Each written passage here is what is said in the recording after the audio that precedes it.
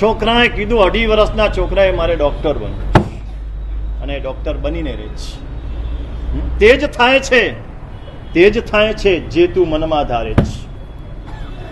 જે તું મનમાં ધારે છે તે થઈને રહે છે. અને બીજી પંક્તિ એનાથી મજાની છે. તું તે છે જે તું સતત વિચારે છે. આજે તું શું છે? તો કે જે તે વિચાર્યું હતું ભૂતકાળમાં તે તું આજે બન્યો છે. આજે તું વિચારીશ, ખાલી વિચાર નહીં, એક વિચાર છે, એક ઈચ્છા છે, એક નિર્ણય છે અને એક સંકલ્પ છે. 4 સ્ટેજ. ફક્ત ઈચ્છાથી કામ થતું નથી. મારે કરોડપતિ થવું છે, મારે કરોડપતિ થવું છે. આ ઈચ્છા કરવાથી કરોડપતિ થઈ જવાય? ઈચ્છાથી વિચાર, ઈચ્છા પછી વિચાર, વિચારથી આગળ નિર્ણય, અને નિર્ણય પછી સંકલ્પ.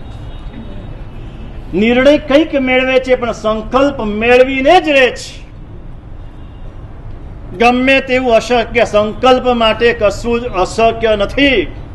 એમ કહેવાય છે કે સંકલ્પ કરવામાં સમય જાય છે, વાર લાગે છે, પણ સંકલ્પ પછી સિદ્ધિમાં કોઈ વાર નથી, કોઈ અંતર નથી. જે ક્ષણે સંકલ્પ તે ક્ષણે સિદ્ધિ.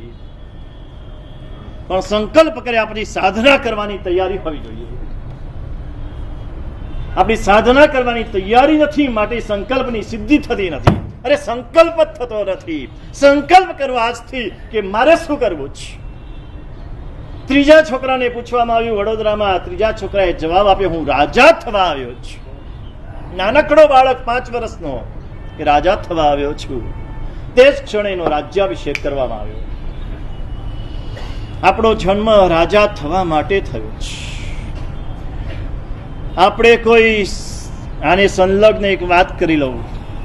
આપણા યુવાનો માટે ખાસ કરીને, આપણે કોઈ નોકરી કરવા માટે આવ્યા નથી, આપણે કોઈ જોબ કરવા માટે આવ્યા નથી, આપણે વેપાર કરવા માટે આવ્યા છીએ, આપણે ઉદ્યોગપતિ થવા માટે જન્મ્યા છીએ. આજે ક્રેઝ ચાલ્યો છે જોબનો. આરામથી જોબ કરવાની, 1 લાખ, 2 લાખ, 5 લાખ, 25 લાખ પેકેજ. કોઈક તમને પેકેજ આપે, કોઈકના હાથ નીચે રહેવાનું, એના ગુલામ તરીકે કામ કરવાનું. આ ગુલામ કહેવાય, ગુલામ. ગુલામ બનવા માટે નથી, તું માલિક બનવા માટે આવ્યો છે.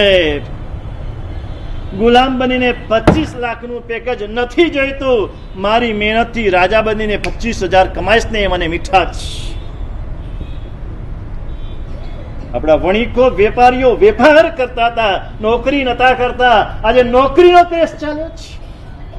તમે કેમ નથી વિચારતા, હું મોટો ઉદ્યોગપતિ બનીને 500,000 ને મારે ત્યાં નોકરી રાખીશ, હું મોટી કોર્પોરેટ કંપની ચલાવીશ અને 5,000 ને મારે ત્યાં નોકરી રાખીશ?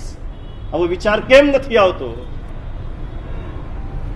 કેમ નથી આવતો?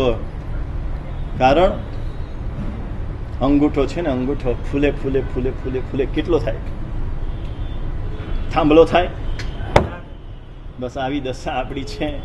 વિચાર શક્તિ બહુ કુંઠિત થઈ ગઈ છે. ફક્ત આપણે ને આપણું સુખ, એનાથી વધારે કાંઈ આપણે વિચારી શકતા નથી. ખરેખર શ્રેષ્ઠ હોય તો વેપાર શ્રેષ્ઠ કહેવાય.